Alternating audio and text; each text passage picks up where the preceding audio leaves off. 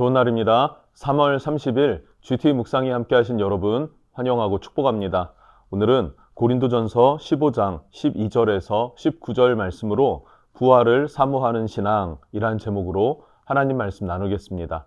본문 말씀 함께 읽어봅니다. 그리스도께서 죽은 자 가운데서 다시 살아나셨다 전파되었거늘 너희 중에서 어떤 사람들은 어찌하여 죽은 자 가운데서 부활이 없다 하느냐. 만일 죽은 자의 부활이 없으면 그리스도도 다시 살아나지 못하셨으리라.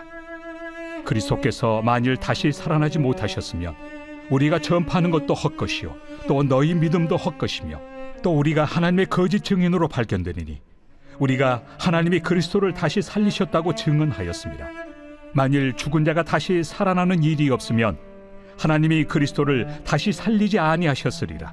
만일 죽은 자가 다시 살아나는 일이 없으면 그리스도도 다시 살아나신 일이 없었을 터이요 그리스도께서 다시 살아나신 일이 없으면 너희의 믿음도 헛되고 너희가 여전히 죄 가운데 있을 것이요 또한 그리스도 안에서 잠자는 자도 망하였으리니 만일 그리스도 안에서 우리가 바라는 것이 다만 이 세상의 삶뿐이면 모든 사람 가운데 우리가 더욱 불쌍한 자이리라.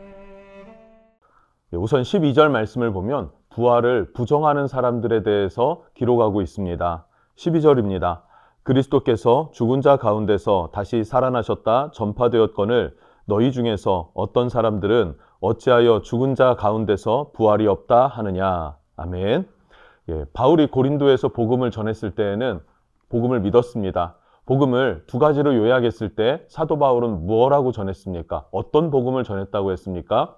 그리스도께서 우리의 죄를 대신하여 십자가에 죽으셨다는 사실이고, 두 번째, 그 죽으신 예수 그리스도는 죄가 없으신 분으로서 하나님께서 사흘 만에 다시 살리셨다, 즉 부활하셨다라고 하는 이 부활 복음을 전했습니다. 십자가의 죽으심과 그리스도께서 부활하신 사건, 이 두 가지가 온전한 복음이 된다라는 것을 나누었고, 이 온전한 복음을 붙잡을 때 그것을 그대로 믿고 순종하며 나아갈 때 우리에게 구원이 주어진다라고 했었습니다. 그런데 사도 바울이 이 고린도 지역을 떠나자 당시 헬라의 영향을 받았던, 헬라 철학의 영향을 받았던 그 사람들이 부활을 부정하기 시작해요. 헬라 철학에서는 영은 선하기 때문에 영원하고 죽지 않는다. 그런데 육체는 악하기 때문에 죽을 수밖에 없고 부활할 수 없다라고 가르쳤기 때문에 그렇습니다. 자, 이렇게 고린도 교회 안에 복음을 방해하고 복음을 훼손시키는 그런 영향력들에 있어서 바울은 단호하게 부활은 사실이다. 그리고 매우 중요한 우리 기독교 가치이다라는 것을 말하고 있습니다. 그래서 13절부터 18절까지는요. 부활은 복음의 핵심 진리다라는 것을 증거하는데요. 13절을 보면요. 부활이 없다면 예수님도 살아나지 못했을 것이다 라고 말해요. 그렇죠. 예수님이 우리 죄를 대신하여서 십자가에 죽으셨습니다. 그런데 그 예수님이 부활하셨다라는 것은 우리도 살아날 수 있다. 아, 부활이라는 것 자체가 있구나라는 것에 반증이 되는 거죠. 그리고 14절은요. 만약에 부활이 없다면 복음 증거하는 우리의 이 모든 헌신과 충성도 헛것이 되는 것이고 우리의 믿음도 헛것일 뿐이다. 의미가 없게 된다라고 말합니다. 15절에서는 12제자, 사도들, 500여 형제 이들이 다 부활의 주님을 만났고 그리고 부활의 증인이 되었습니다. 그런데 이들이 전하는 이 증거들, 증인들의 이 모든 행실들 이것은 다 거짓이다라는 거예요. 그러면 이것은 말하지 않아도 느낄 수 있는 것인데 이 복음이 거짓이라면, 부활이 거짓이라면 어떻게 이 많은 사람들이 복음을 전하면서 그들의 삶이 뒤바뀌었을까? 그리고 이들 가운데는 많은 사람들이 핍박과 환난과 그리고 죽음도 자처하더라라는 사실이에요. 12제자들은 다 순교의 반열에 오른다 하지 않았습니까?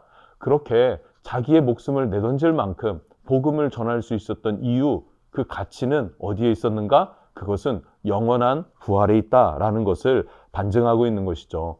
고린도는 철학적 사고를 가지고 그리고 극심한 논쟁이 있는 도시였습니다. 그리스 자체가 그러지 않았습니까? 헬라 철학과 그리고 그런 많은 논쟁들을 그냥 재미삼아서 혹은 그것을 자기를 과시하는 어떤 그런 도구로 사용했던 그런 도시였습니다. 그곳에서 사도 바울은 역사적으로도 확증하면서 복음을 전했지만 무엇보다도 자신이 체험적으로 확증한 예수 그리스도에 대한 담대함이 있었습니다. 중요한 게 이거예요. 내가 확신하는 복음, 내가 믿고 의지하는 이 복음을 확신 있게 증거하는 것입니다. 여러분, 이 시대에도 이 복음의 확신, 복음의 열정, 이것이 우리에게 회복되어야 될 때라고 생각합니다. 내가 경험한 예수 그리스도, 내가 체험하고 내가 붙잡은 예수 그리스도가 분명하지 않다면 전하는 사람의 호소력은 떨어질 수밖에 없습니다. 논리로 되지 않냐? 아니에요. 논리로 되지 않습니다. 논리로 복음을 전했을 때에는 어떻습니까?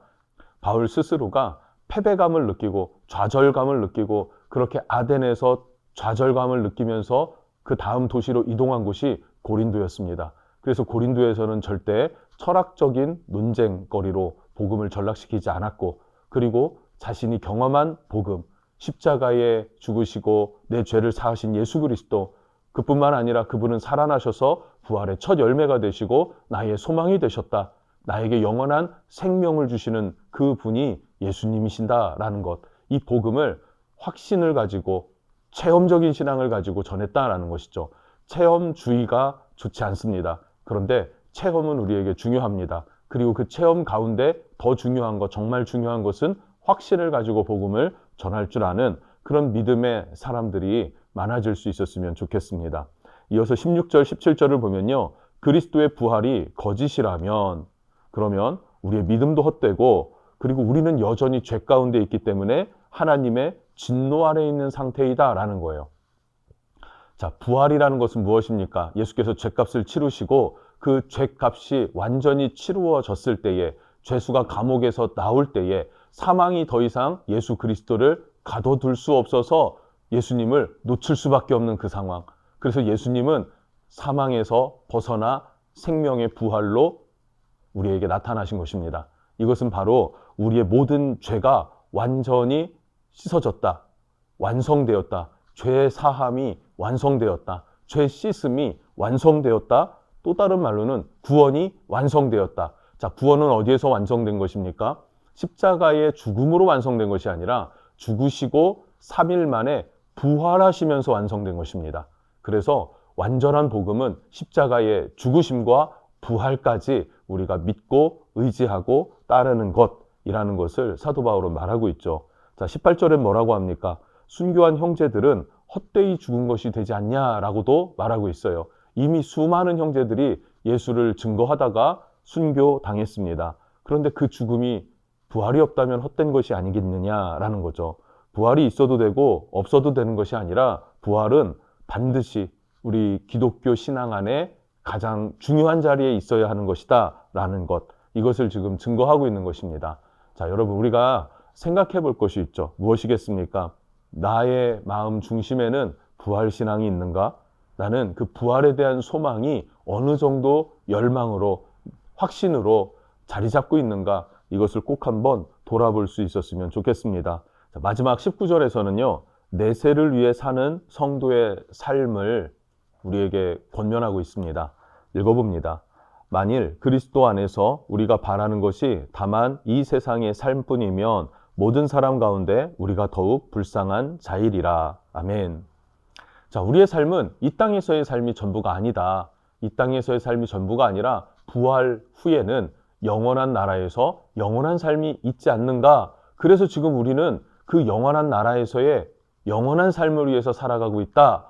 맞지 않습니까? 라고 되묻는 것입니다. 여러분, 우리는 어떻습니까? 이 땅에서 행복하고 이 땅에서 부유하고 축복받기를 원하면서 살아갑니까? 아니면 이 땅에서 주신 축복을 가지고 하나님 나라, 영원한 나라에서 영원한 축복을 위하여서 이 땅에서의 축복을 씨앗 삼아서 그것을 심고 그것을 일구어 가꾸어내는 그런 헌신과 충성의 삶을 살고 있습니까?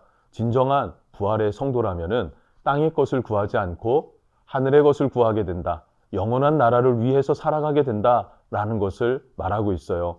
여러분, 이 시대 무엇보다도 초대교회 성도들과 같이 우리 마음 중심에 부활 신앙이 회복될 수 있기를 주님의 이름으로 축복합니다.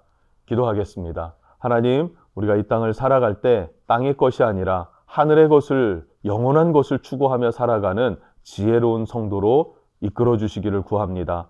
하나님, 우리가 부활 신앙이 회복되어져서 부활의 소망을 가지고 하나님의 나라를 구하는 삶을 살아가게 해 주시옵소서. 만약에 부활이 없다면 우리는 여전히 죄인이고 우리는 여전히 하나님과 대적하는 자이고 우리는 사망의 종이 되어져서 그렇게 살아갈 수밖에 없는 것입니다.